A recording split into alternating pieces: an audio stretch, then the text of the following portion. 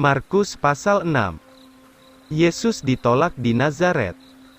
Ayat 1, kemudian Yesus keluar dari situ dan tiba di negerinya sendiri, dan murid-muridnya pun mengikuti dia. Dan ketika hari Sabat tiba, ia mulai mengajar di dalam sinagoga, dan banyak orang yang mendengar dia menjadi takjub, katanya, "Dari manakah orang ini memperoleh hal-hal ini, dan hikmat apakah ini yang diberikan kepadanya, sehingga pekerjaan-pekerjaan kuasa dilakukan oleh tangannya? Bukankah orang ini tukang kayu, putra Maria, dan saudara Yakobus, Yoses, Yudas dan Simon, dan bukankah saudara-saudaranya yang perempuan ada bersama kita di sini?" Maka mereka itu syak akan Yesus. Tetapi Yesus berkata kepada mereka, Seorang nabi bukannya tidak dihormati, kecuali di negerinya, dan di antara kaum keluarganya, dan di rumahnya sendiri. Dan di sana pun ia tidak dapat melakukan pekerjaan kuasa, kecuali menyembuhkan sedikit orang sakit, dengan meletakkan tangannya ke atas mereka. Dan ia heran oleh sebab ketidakpercayaan mereka, kemudian ia pergi mengelilingi desa-desa itu sambil mengajar. Yesus mengutus ke-12 murid. Ayat 7, maka Yesus memanggil ke-12 murid itu, dan mulai mengutus mereka keluar berdua-dua, dan ia memberi mereka kuasa atas roh-roh najis.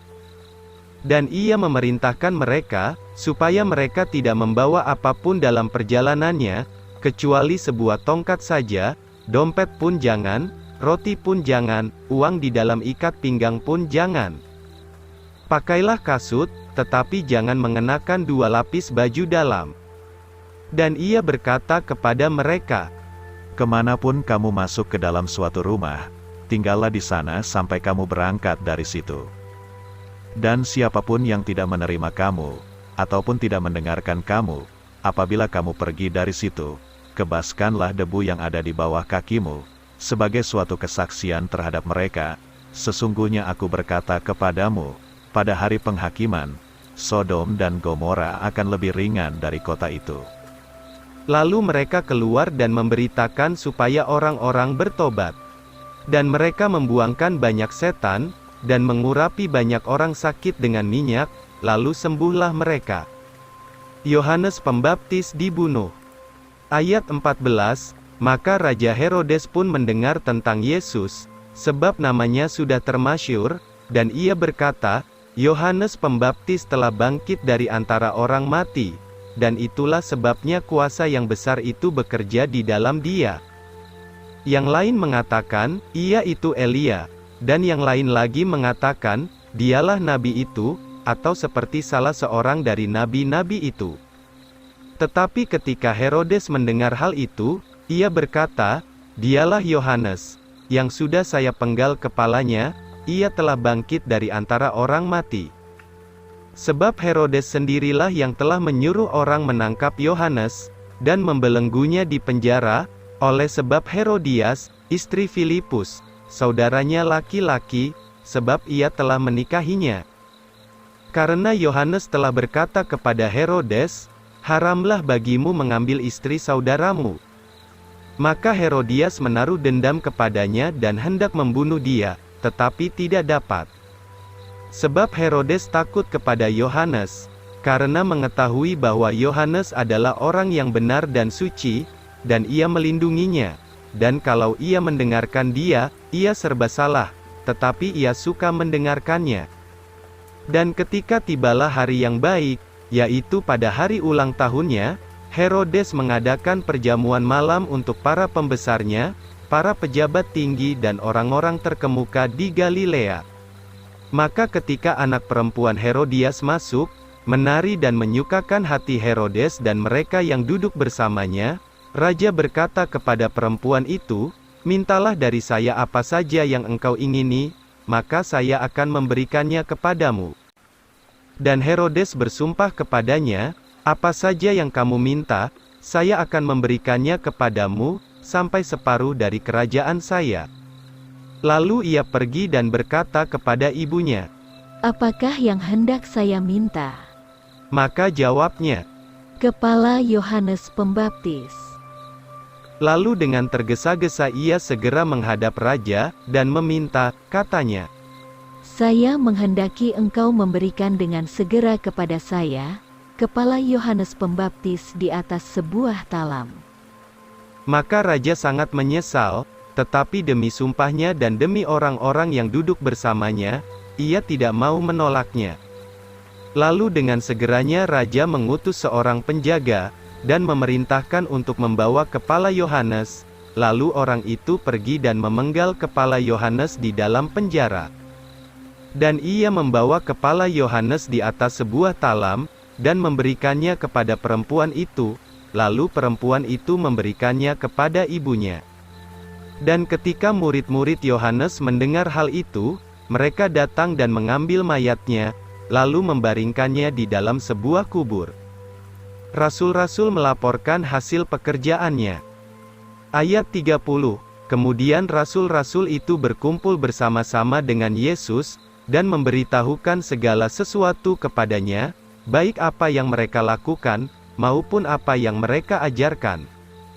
Dan ia berkata kepada mereka, Asingkanlah dirimu ke tempat yang sunyi, dan beristirahatlah sebentar. Sebab banyaklah orang yang datang dan pergi, sehingga makan pun mereka tidak sempat. Dan mereka pun pergi ke tempat yang sunyi dengan berperahu. Yesus memberi makan 5.000 orang. Ayat 33, tetapi orang banyak melihat mereka pergi dan banyak orang mengenali dia, dan orang-orang dari semua kota lari mendahului mereka, lalu datang bersama-sama kepada Yesus. Maka ketika Yesus keluar dari perahu, ia melihat perhimpunan orang yang besar, dan ia tergerak oleh belas kasihan akan mereka, karena adalah mereka itu seperti domba yang tidak bergembala, lalu ia mulai mengajar mereka banyak hal. Dan ketika hari sudah hampir petang, murid-muridnya datang kepada Yesus, dan berkata, tempat ini sunyi, dan hari sudah hampir petang.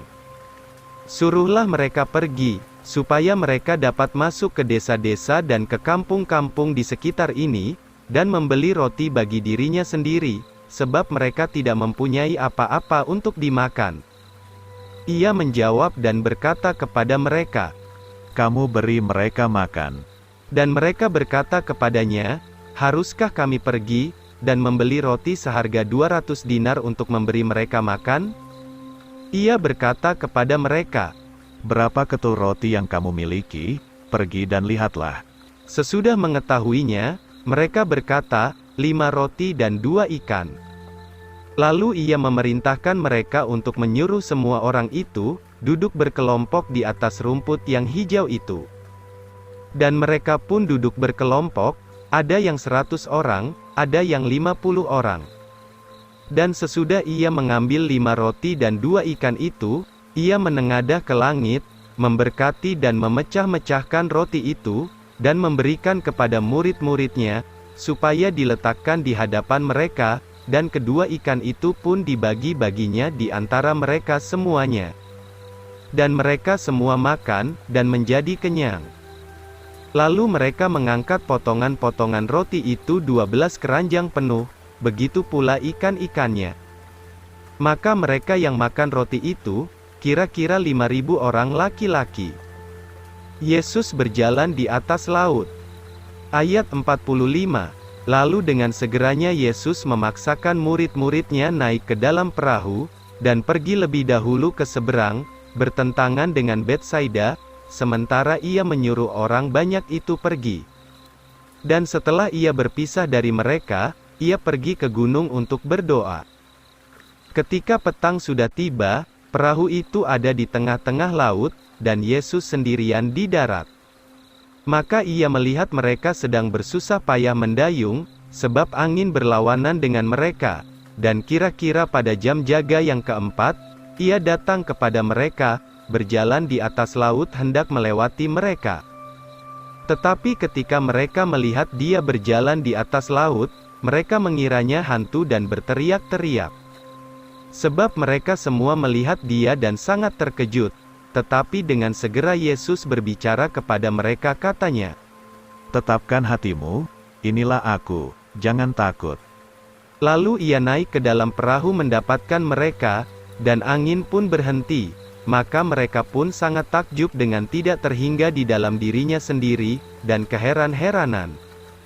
Sebab mereka belum mengerti tentang mukjizat roti itu, karena mereka masih mengeraskan hatinya. Banyak orang menjamah dia dan disembuhkan. Ayat 53, setelah menyeberang, mereka tiba di tanah Genesaret dan sampai di pantai. Dan setelah mereka keluar dari perahu, orang-orang segera mengenali dia. Lalu mereka berlari-lari ke seluruh daerah sekitarnya, dan mulai membawa orang-orang sakit di atas tilamnya, ke tempat di mana mereka mendengar ada Yesus. Dan kemanapun ia masuk, ke desa-desa, atau ke kota-kota, ataupun daerah-daerah, mereka meletakkan orang-orang sakit itu di jalan-jalan, dan memohon kepada Yesus, supaya mereka boleh menjamah pinggir jubahnya saja, dan seberapa banyak orang yang menjamah dia itu pun disembuhkan.